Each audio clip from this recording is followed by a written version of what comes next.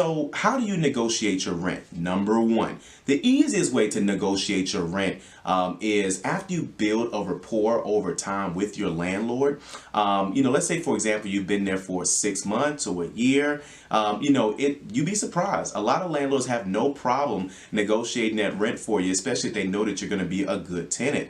And normally, most negotiations, every landlord is a little bit different, but most negotiations are going to be after one successful year, especially if you've never rented from them before. And you say, hey, listen, I know this year, let's say, for example, you were paying, I don't know, $900 a month, right? And then you say, you know what, I'm going to stay here another year. I have no problem re-signing another lease. But instead of you paying that $900 a month, let's say you hit the landlord with, hey, I'm going to be on time. I'm always on time. Would it be possible we go $850? You'd be surprised what landlords would say after you have shown that you can not only pay rent on time, but that you can also, that you've also even said, hey, listen, I'm going to be here for time to come.